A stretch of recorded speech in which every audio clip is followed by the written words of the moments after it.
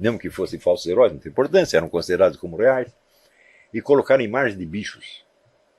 O que é isso aí? A dissolução de uma cultura nacionalista e a introdução de uma cultura ecológica. Isto tem muito mais importância do que qualquer doutrinação feita nas escolas. Por quê?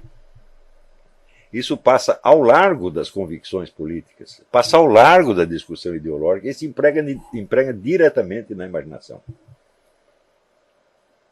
Estão entendendo? Como foi, por exemplo, que a cultura animalista se espalhou pelo mundo? Foi através de doutrinação, de pregação ideológica, ou de como filmes como aquele filme do francês, esqueci o nome do cara, O Urso. Não é o John Bourne, não é um francês que fez. Fez nos Estados Unidos, mas era um francês. Em que um pobre ursinho, a mãe dele morre, ele fica desgarrado e no fim ele encontra um ursão que o protege do malvado caçador. Isso se tornou uma coisa tão natural para as pessoas, mas tão natural, que sem jamais ter ouvido um discurso animalista, todas elas são animalistas. Porque esta é a imagem. É aí que você conquista as pessoas. Do mesmo modo, quando nos Estados Unidos o John Howard Lawson, o diretor da Escola de Roteiristas de Hollywood, que era um homem da KGB, que estava formando a mentalidade dos roteiristas nos anos 40 e 50, ele instruía os camaradas dizendo: nós não vamos fazer filmes comunistas. Não, vamos fazer filme comum para o povo em geral, mas no meio você vai ter uma mensagem comunista. Por quê? Porque esta vai se impregnar no subconsciente das pessoas. Não é no consciente, não é que elas vão aderir, não, elas vão simplesmente se acostumar a pensar assim. Isso remete às experiências do famoso psicólogo Otto Pössl, que era o guru, amigo, protetor e guru do Viktor Frankl. E Otto Pössl fez uma pesquisa fundamental onde ele projetava numa tela certas imagens que eram padrões de pontinhos durante um certo tempo. E no meio dessas ele intercalava outras que ficavam na tela por uma fração infinitesimal de segundo. Ou seja, a pessoa não via aquilo. E no dia seguinte ele entrevistava as pessoas para ver quais as imagens que eles recordavam. Maciçamente eles recordavam daquelas que eles não tinham visto. As outras todas apagavam na memória, mas aquela ficava. Então isso quer dizer que quanto menos perceptível é a mensagem, mais profundamente ela se impregna. Não na esfera das crenças, evidentemente, mas na esfera do quê? Dos reflexos condicionados. Então, isso é um exercício que vocês podem fazer, vocês tentarem rastrear na formação do seu imaginário quais desses elementos se impregnaram em vocês. É um trabalho difícil, porque é quase uma psicanálise. Mas se existe uma coisa que vale a pena fazer, é isso, porque isso é tremendamente libertador. E quando que eu aprendi a ser atraído por certas imagens em vez de outras. Como uma coisa espontânea, não é porque ideologicamente eu gosto delas.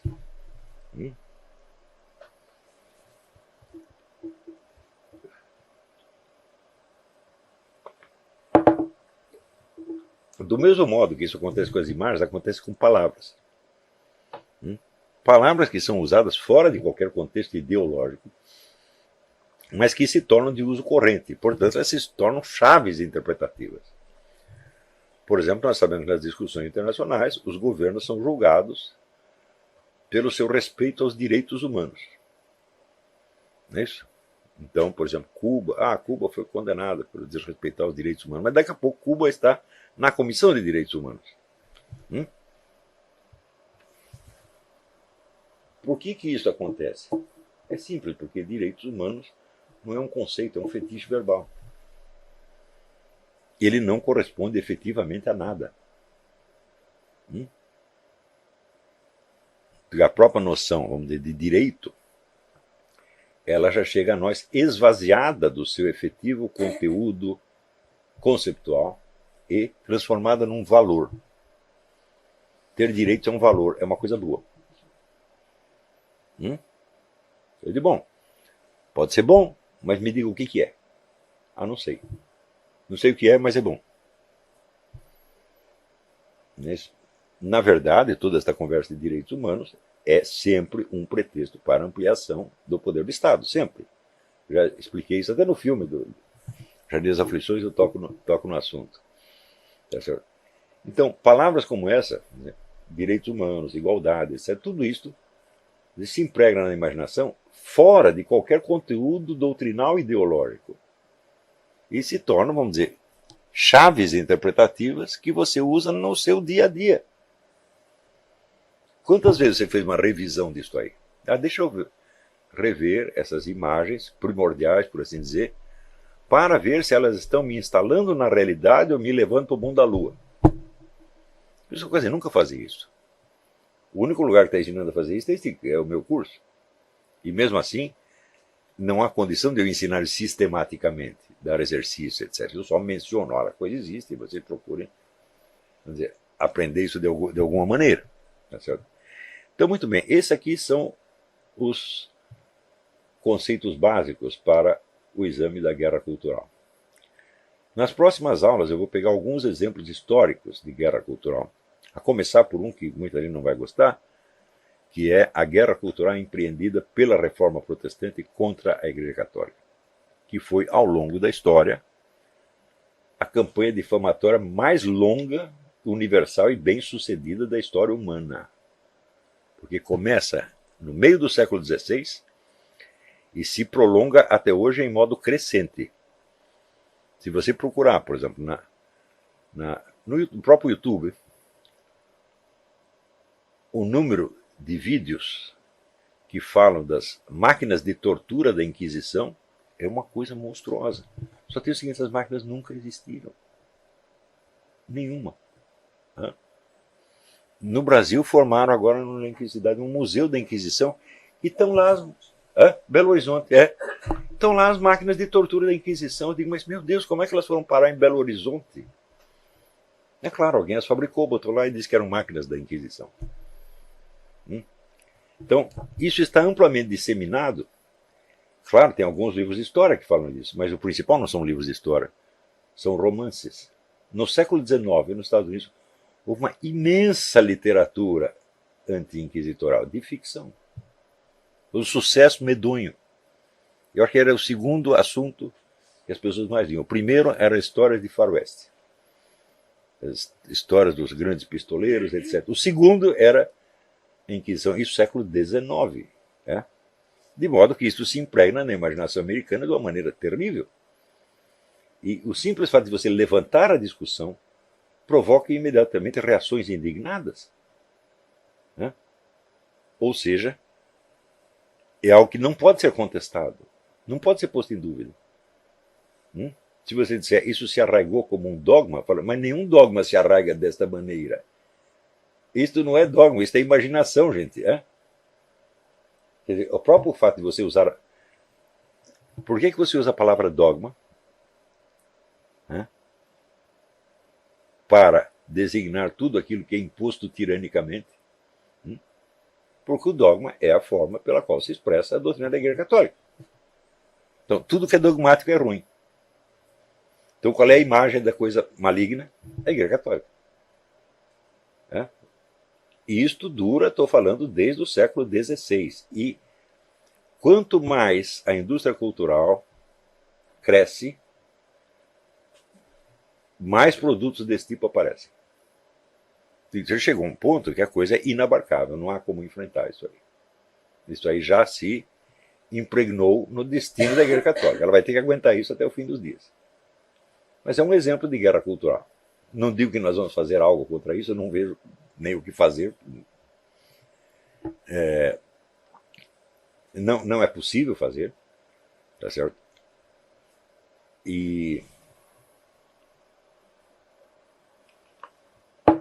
este modelo, ele foi 100% copiado, primeiro pela campanha iluminista anticatólica no século XVIII e depois pelos comunistas no século XX. Sem tirar nem pôr. Era a mesma coisa. Eu uma vez escrevi um artigo sobre um filme francês feito em cima do romance A Religiosa, do Diderot, que contava a história de uma moça aprisionada contra sua vontade num mosteiro, obrigada a ficar no mosteiro. Né? Bom, toda a pesquisa histórica mostra que isso não apenas não aconteceu, mas que era impossível acontecer. E pior, a pesquisa histórica também revelou que o Diderot estava plenamente consciente de que a coisa era uma mentira e que ele achava isso muito engraçado, ele ter enganado todo mundo. Né? Tem até um tio da moça que escreveu desesperado para o Diderot: "Não, você sabe o que está acontecendo com a minha sobrinha e tal." E ele mantinha o tio na ilusão de que ela estava lá aprisionada, etc, etc. Só acontece o seguinte: a moça era a porteira do mosteiro, ela tinha todas as chaves do mosteiro. A primeira coisa. Segundo, quem quer conhecer algo da vida monástica sabe que os mosteiros não estão interessados em aprisionar ninguém ali, mas ao contrário, em expulsar todas as pessoas que estejam ali enganadas, iludidas ou sem vocação verdadeira. Terceiro, em Paris, na época, havia 4 tribunais, tá certo?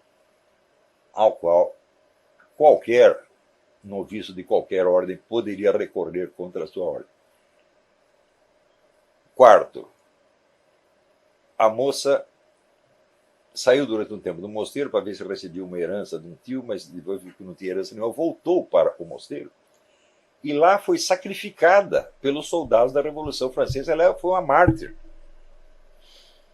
Imagina essa mulher que está louca para sair se libertar do mosteiro, vai morrer para defender o mosteiro contra o invasor.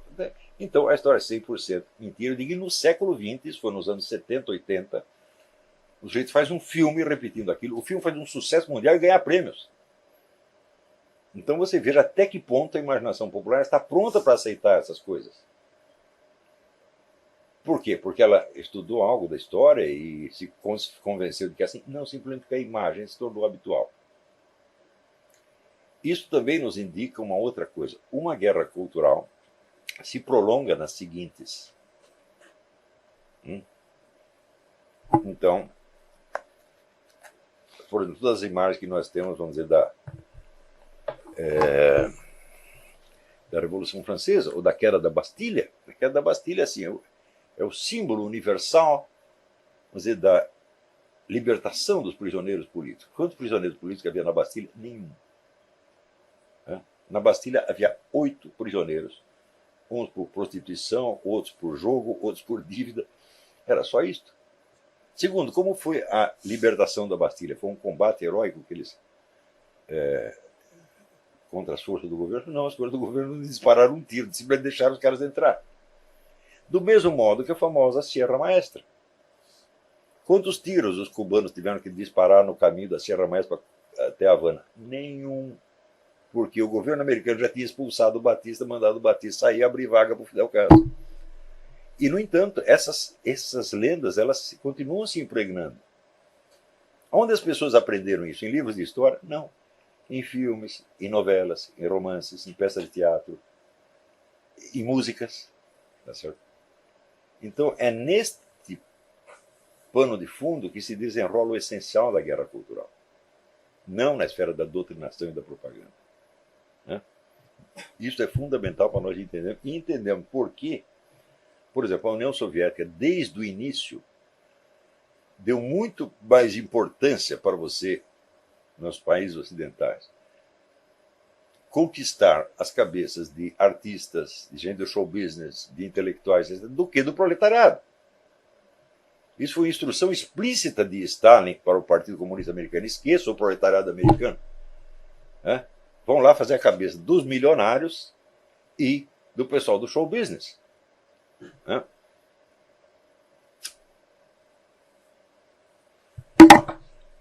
Então, no caso brasileiro, nós podemos acompanhar toda a formação do imaginário atual a partir da literatura dos anos 60. Da literatura e do cinema dos anos 60. E vocês vão ver que as crenças, entre aspas, principais, estão pré-formadas nesse mundo das imagens.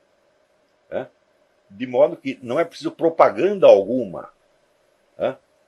O sujeito está vendo as coisas daquela maneira. Ele está vendo por quê? Porque ele viu na tela, meu Deus do céu.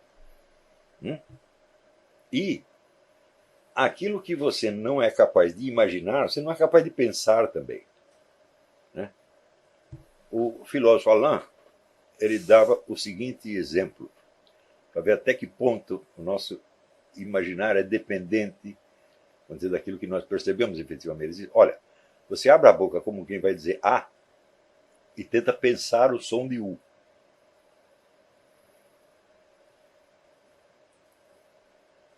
Difícil, né?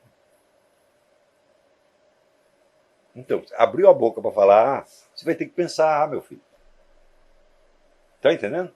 Então, você agir diretamente na esfera das percepções e do imaginário é o que interessa.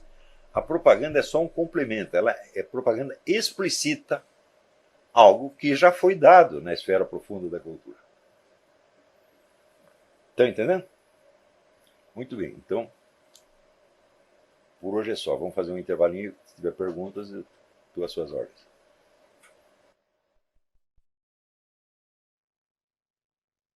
Então vamos lá, nós temos aqui 30 e tantas páginas de perguntas, um absurdo. Bom, vou responder o que der. Fábio Aguilera pergunta, esse processo de corrosão da família que mina a noção mais primária de união, de grupos de valores, tem como objetivo secundário de estimular a união de pessoas de uma determinada sociedade em torno de uma causa? Bem, depende, se a causa for a mesma propugnada pelos mesmos promotores desse processo, então você não apenas pode, mas você deve aderir. Na verdade é o seguinte, ao longo de toda a história, você vê com uma constante que é assim, um poder central se alia, vamos dizer, ao povo mais pobre para destruir as autoridades, os poderes intermediários. E, naturalmente, o poder central, então, se torna mais poderoso e controla cada vez mais o conjunto. E o povo pobre, que apostou nisso, para ser beneficiado, é claro que termina se dando muito mal, sempre, é sempre assim. Este processo, nós acabamos de ver isso no Brasil, com o Bolsa Família e reforma agrária, etc. Promete milhões de coisas e talvez alguns desses pobres, evidentemente, levam alguma vantagem ínfima, mas o poder central sai muito fortalecido. Tomé Sabag Neto, quais os vários sentidos da palavra cultura e em qual deles as aulas desse curso se inserem? Muito bem, eu estou tentando usar no sentido filosófico mais apropriado, que é aquele que abrange e hierarquiza os vários sentidos secundários. Por exemplo, você tem no sentido historiográfico geral, que é associado à ideia de nacionalidade, vamos dizer, uma unidade étnica, por assim dizer.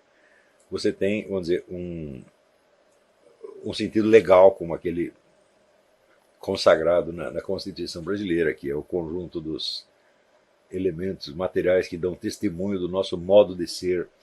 Tá certo? E você tem um sentido pedagógico, quer dizer, a cultura como cultivo da inteligência humana, da consciência humana, etc, etc. Nós estamos usando todos esses ao mesmo tempo, tá certo?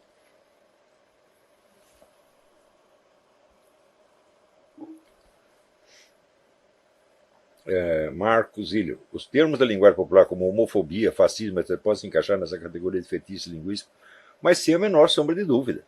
Agora, o que adiantaria você usar esses termos se você não tivesse milhões de filmes antifascistas, novelas antifascistas, livros antifascistas, quer dizer, tudo o que surgiu, toda a cultura que surgiu da Segunda Guerra Mundial, serviu eminentemente para camuflar o seguinte: qual foi o resultado da guerra? Foi entregar metade da Europa a uma ditadura muito pior do que a alemã. Se você não pode, se você estudar direito a história, você vai ver que jamais o governo do Hitler chegou a ter sobre a sociedade alemã o tipo de controle que o governo soviético dispunha na Rússia. Nada, nada, nada. Até o fim, você vê, na Alemanha, por exemplo, existiam vários serviços secretos que operavam independentemente, um boicotando o outro. Isso na União Soviética, de vez em quando, podia dar um probleminha entre a KGB e o GRU, mas no total funcionava de maneira perfeitamente harmônica. Então, quer dizer que o controle totalitário, no caso da Alemanha, foi um ideal que o Hitler tinha, jamais conseguiu realizar. Mas no caso da Rússia, foi realmente... criaram o maior totalitarismo da história, lá e na China. Né? Então, a guerra foi planejada por Stalin para obter esse resultado. E obteve. Por isso que eu considero Stalin o maior estrategista do século XX. Né? Então, vamos dizer, toda a cultura antifascista não passa de, vamos dizer, de um subproduto da propaganda soviética. Mesmo porque o Stalin fazia propaganda antifascista na França e na Inglaterra, ao mesmo tempo onde ele estava ajudando a Alemanha a se rearmar, dando dinheiro, assistência técnica, etc. etc. Ele está fomentando o crescimento do poder nazista que ele mesmo combatia no exterior.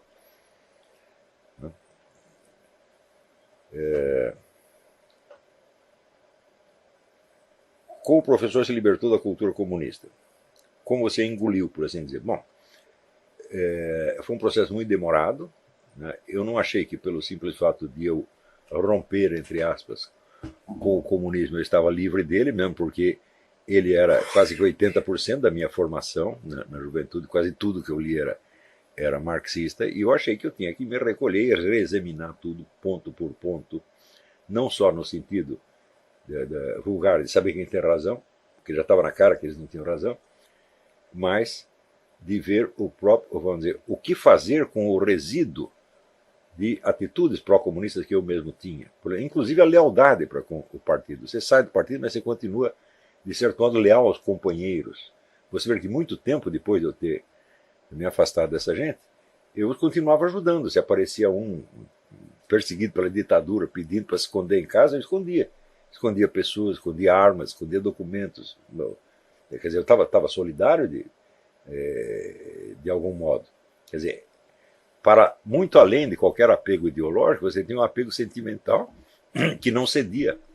Você vê que tem muitas pessoas que são próceres do conservadorismo e que se orgulham de ter não sei quantos amigos comunistas, etc. etc. Eles não percebem o quanto isso os enfraquece. Na hora H serão sempre manipulados, sem sombra de dúvida. Né? Então, fizeram apenas uma mudança de discurso ideológico e não um exame aprofundado da sua própria consciência.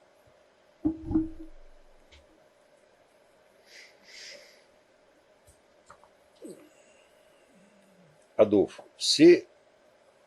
Saxida. Se o socialismo nunca chegará ao poder com essa ideia, então o que aconteceu na Venezuela? A Venezuela não é um regime inteiramente socialista ainda.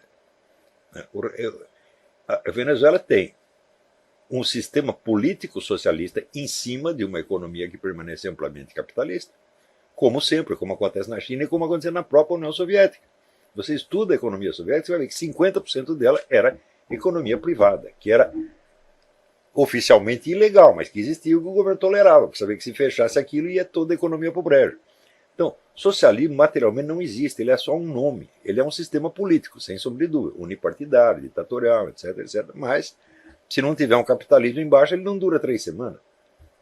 Então, olha, economia e capitalismo são sinônimos. Só existe economia capitalista. Economia socialista é contradição de termos. Tá certo? Você pode chamar de economia socialista meio a meio, como na Suécia, por exemplo. E isso é só o que existe. Ou seja, só existe isso corresponde exatamente à forma da economia fascista, que é o Estado não socializa todos os meios de produção, mas os mantém sob controle. Tá certo? Então, você é o capitalista, você é o dono da sua empresa, só que você tem que produzir o que a gente quer, vender pelo preço que a gente quiser, para quem a gente quiser e assim por diante. Em suma, como dizia o Hitler, botar os capitalistas de joelhos. Isso é economia fascista. Então, o que existe na Suécia? Economia fascista. O que existe na China? Economia fascista. Então, só existem 2 tipos de economia: economia liberal e economia fascista. Não tem outra alternativa. O resto são só palavras.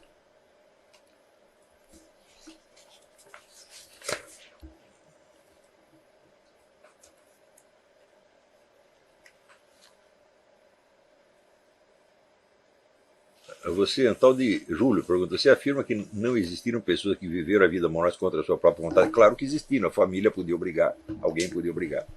Tá certo? Mas o próprio monastério jamais. A própria igreja jamais, em hipótese alguma.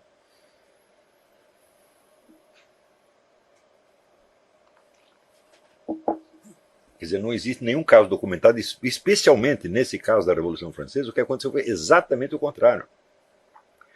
Quer dizer, todas as monjas daquele monastério morreram mártires da Revolução, inclusive a famosa personagem do Diderot.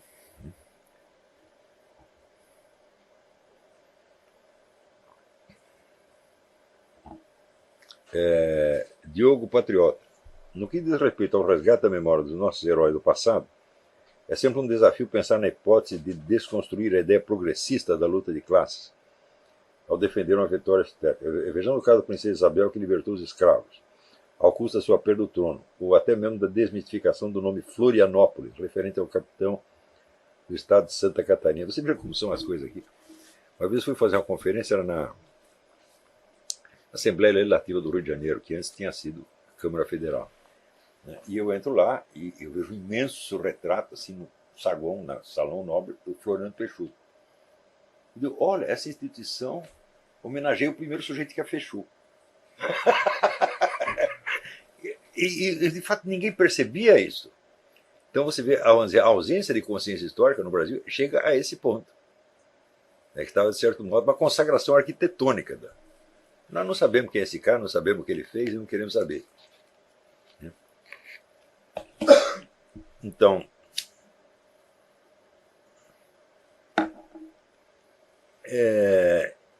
bom, resgate da memória dos nossos heróis no passado. Eu já observei aqui o seguinte: o Brasil surgiu graças a Dom João VI, que é o sujeito que fundou o país, praticamente, criou o país. E nunca se fez um filme em homenagem a Dom João VI. O único filme que se fez foi contra ele, que é aquele filme da Carla Camurati. Então, você pode fazer um filme, uma sátira, de um personagem que já é badalado para tudo quanto é lado. Você pode fazer um filme de sátira, inteiramente normal. Mas se o único filme que fizeram foi a sátira, então tem algo errado nessa cultura. Quer dizer, a destruição da identidade nacional faz parte da cultura nacional. Para ser substituída por uma segunda espécie de nacionalismo que é voltado apenas para o culto do território, tipo o petróleo é nosso. Confirmando aquilo que dizia Hegel, que a América Latina não tinha história, só tinha geografia. Então eles têm uma espécie de patriotismo geográfico, que é um absurdo, e um patriotismo que consiste apenas de anti-americanismo. Então existe uma certa cultura nacionalista da parte do pessoal da esquerda, com ênfase apenas no anti-imperialismo, etc, etc. Que não é um nacionalismo de verdade, evidentemente. O nacionalismo todo nacionalismo ou patriotismo é baseado na memória dos grandes feitos em comum, aquilo que nós fizemos juntos. Nós lutamos a Guerra do Paraguai e vencemos. Nós fomos para a Itália na Segunda Guerra e vencemos. Nós fizemos isso e mais aquilo outro. Nós libertamos escravos. Então você tem aquele orgulho daquilo que os seus antepassados fizeram. Isto é o nacionalismo. É isso? Quer dizer, um conjunto de símbolos que expressa a solidariedade nacional. Aquilo que já dizia Santo Agostinho, a sociedade se baseia no amor ao próximo. Se você não tem amor àquelas pessoas, porque elas são seus parentes, seus antepassados, porque você tem uma história em comum com elas, então não existe nacionalismo algum. Não é isso?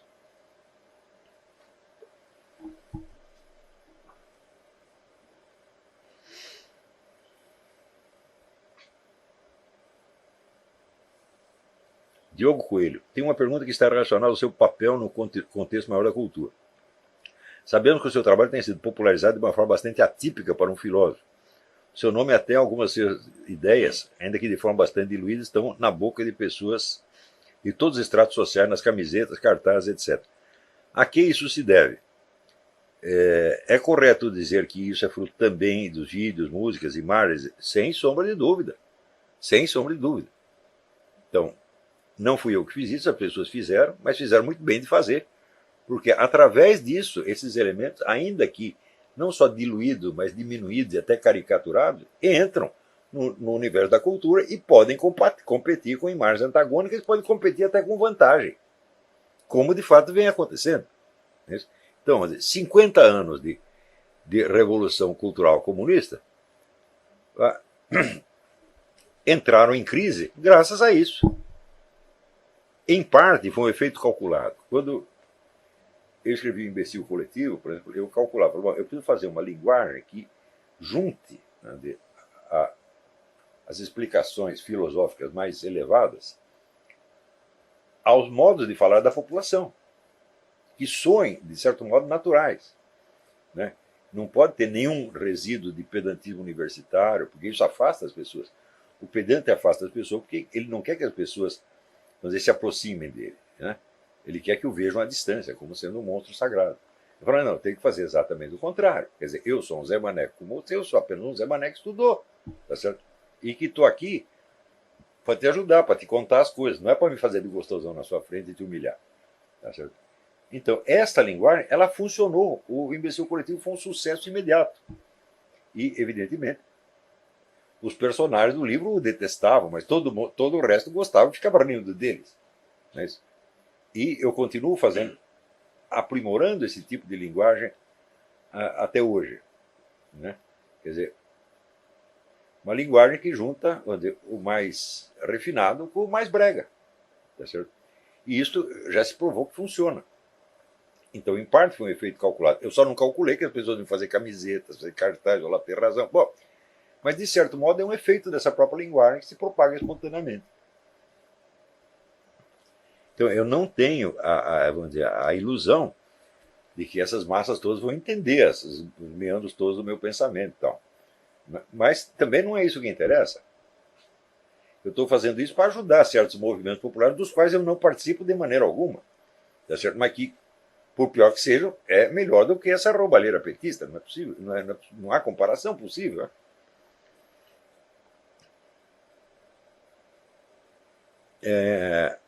Humberto Alexander de Menezes Pereira. Em relação à Revolução Francesa, por qual razão, em um contexto de guerra cultural, fizeram de Napoleão uma figura semi-lendária? Muito bem. Napoleão se tornou uma figura lendária em vida, por várias características peculiares, por ter sido o general mais jovem, por obter uma vitória atrás da outra, e porque, durante algum tempo, ele foi o provedor da França. A França só tinha algum dinheiro, quer dizer, a Revolução destruiu toda a economia, e de onde vinha o dinheiro? O que o Napoleão roubava na Itália, na Espanha, na Áustria, no Reich Parta, e mandava para lá. Tá certo? Então, a nação inteira dependia dele, de algum modo.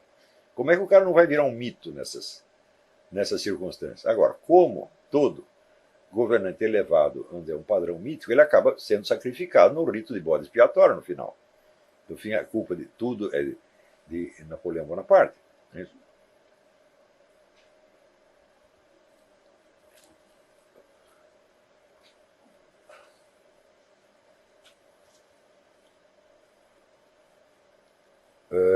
Fernando José Fonseca Alves. O inimigo americano já foi o japonês, o alemão e agora o Islã. Eu digo, bom, nunca foi a União Soviética.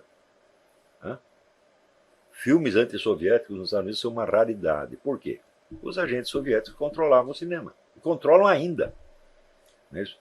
Agora, o Islã. Eu disse para vocês que existem 3 esquemas globalistas em competição. Um russo-chinês, um islâmico e um ocidental. Não é isso? Então, as relações entre o esquema russo-chinês e o islâmico não estão muito boas. Não é isso? Tanto que está lá o Putin mandando atacar o ISIS, essa coisa toda. As relações são ambíguas. Às vezes eles se juntam, às vezes brigam. Tá certo? Então, existe uma margem permitida de anti-islamismo na cultura americana. Uma pequena margem. Que vai diminuindo dia a dia na medida em que os políticos americanos são todos comprados pela Arábia Saudita, pelo Irã, etc, etc. Mas ainda tem. Quer dizer, você tem o inimigo ideal. Né? E você veja que os comunistas nunca foram o inimigo ideal, nem mesmo durante a Guerra do Vietnã. Ao contrário, o inimigo ideal era o Estado americano. Isso quer dizer que a chamada cultura adversária se tornou a cultura dominante. Aqui, né?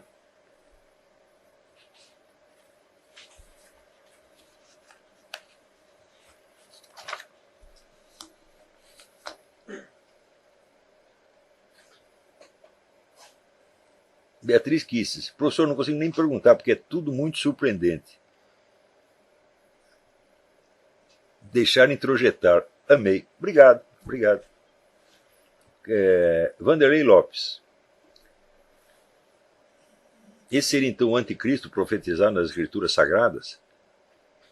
Eu digo, muito bem. Eu vou dizer uma coisa para você. Eu considero que toda tentativa de explicar a situação atual por precedentes bíblicos, todas elas são charlatanismo.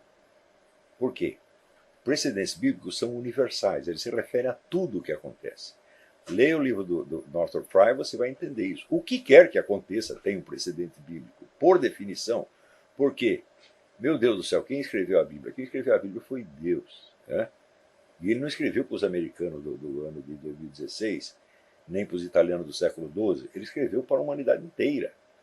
Portanto, você tem ali, você não tem precedentes, você tem arquétipos, e os arquétipos são infinitamente repetidos, você sempre vai encontrar alguma semelhança. O discurso profético, presta atenção, ele está colocado acima da inteligência normal humana, ele não a substitui. Né? Então, o procedimento tem que ser o contrário, quer dizer, você tem que fazer o possível para você entender os fatos que estão acontecendo, usando melhor a sua inteligência e invocando a proteção do Espírito Santo. Depois que você entendeu mais ou menos, daí você percebe um precedente bíblico. Fazer o contrário, você procurar o precedente bíblico primeiro, isso é coisa de preguiçoso. Né? Quer dizer, você está querendo que Deus faça um serviço que ele mandou você fazer. Né? Então, o próprio Deus mandou você buscar a verdade. Tá? Não só a verdade nas coisas divinas, mas nas coisas humanas também. Se você não tem amor à verdade, você não tem amor a Deus. Tá certo? Agora, você pode pegar uma versão estereotipada e pronta da verdade. Você tem aqui a Bíblia, aqui está a verdade. Não é isso? Ela está, mas não no sentido que você está dizendo. Ela não é a verdade deste fato ou daquele fato. É a verdade arquetípica de tudo o que acontece. Portanto, aquilo está lá, vamos dizer, para esclarecer a nossa inteligência e não para substituir o